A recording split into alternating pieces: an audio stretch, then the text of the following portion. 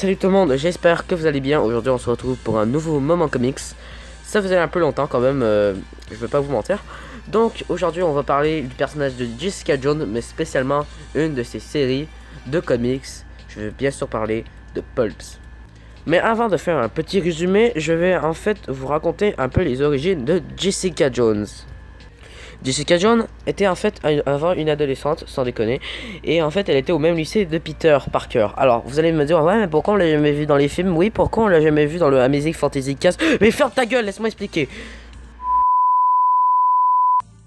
Alors en fait ça a un rapport avec la continuité rétroactive. Pour ceux qui savent pas c'est quoi, ça veut dire que en fait les personnages rétro comme Hulk, Captain America, Spider-Man ou d'autres, en fait n'ont pas vieilli. En fait, c'est un peu difficile à expliquer, mais je vais faire mon mieux. En fait, Spider-Man a été créé en 1962. Il avait 14-15 ans. Donc, si on calcule aujourd'hui, il aurait genre 65 ans. Ouais, je sais, c'est vieux. Donc, en fait, la continuité rétroactive, c'est pour dire que les persos ont toujours existé dans une seule et même timeline, admettons 2017, 2018 ou 2020, pour juste dire qu'ils n'ont pas beaucoup vieilli. En fait, c'est genre faire croire comme s'ils ont toujours été dans notre année, mais voilà. Faites vos propres recherches, je suis peut-être pas le mieux qualifié pour en fait vous dire c'est quoi la continuité rétroactive.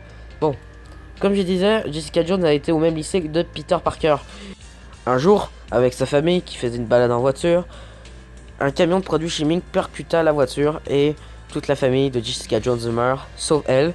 Elle se faisait adopter justement par une famille qui s'appelle les Jones et elle a pris leur nom de famille, les Jones, logique. Et quelques mois plus tard, découvra ses super pouvoirs. Elle a à peu près les mêmes pouvoirs que Luke Cage, elle a de résistance, super force. Avec un petit bonus, elle peut voler. Bon, pas aussi précis que Superman, mais elle peut voler quand même. Et sa meilleure amie est tout autre que Captain Marvel. Jessica est devenue une super héroïne. Elle a aussi eu une relation avec Ant-Man, mais ça n'a pas duré longtemps. Scott Lang, bien sûr, par Hank Pym. Et un jour, elle rencontra un super vilain qui a le pouvoir de manipuler l'esprit des gens, Killgrave. Jessica sera sous son emprise et elle aura des violences physiques et psychologiques. Et un jour, elle réussira à s'en sortir grâce à Captain Marvel. Jessica rencontra Luke Cage et aura une relation amoureuse avec lui. Et Jessica prend pause à sa vie de super-héroïne et devient détective privée. Donc voilà un peu les origines de Jessica Jones. Et là, je vais vous résumer la série Pulps. La série Pulps commence où Jessica Jones en fait se fait embaucher par J. Jonah Jameson pour travailler sur un nouveau projet pour le Daily Bugle. J. Jonah Jameson, je vous rappelle, c'est le boss de Peter Parker quand il travaillait en tant que photographe. Sur un nouveau journal qui s'appelle Pulps et qui concentrera sur des menaces surhumaines ou sur des super-héros actuels.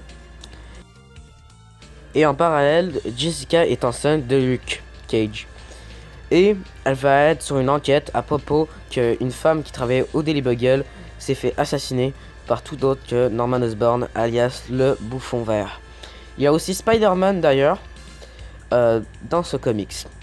Fin du résumé. Alors là, je vous ai juste raconté la première partie du comics, parce que oui, la série est quand même un peu longue. Il y a un crossover avec Wolverine et d'autres personnages. Mais j'ai pas lu encore ça et j'ai juste encore lu juste le début de Pulps.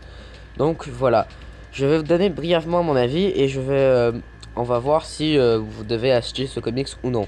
Personnellement, j'ai vraiment adoré. J'aime déjà le personnage de Jessica Jones que j'ai découvert dans sa propre série sur Netflix. Et alors, j'ai vraiment pas été déçu. J'ai beaucoup aimé Pulps. J'ai beaucoup aimé aussi le lien avec Spider-Man et le Bouffon Vert. Et je trouvais le personnage de Jessica Jones très intéressant. Qu'elle devait gérer sa vie au travail, son enquête à propos du Bouffon Vert et sa future vie de mère. Donc je trouvais ça très intéressant. Et aussi j'ai beaucoup aimé les dessins qui ont été faits par Mark Bagley, qui a d'ailleurs dessiné Ultimate Spider-Man. Et c'est un de mes dessinateurs préférés de comics. Et aussi au scénario, nous avons Brian Michael Bendis qui a aussi d'ailleurs écrit Ultimate Spider-Man. Eh ben merde, vraiment, c'est un duo les deux, hein, Mark Bagley et Brian Michael Bendis. Donc c'est ça, j'espère que vous avez aimé cette vidéo, je vous conseille Pulps. C'était Panda Comics, à la prochaine, ciao!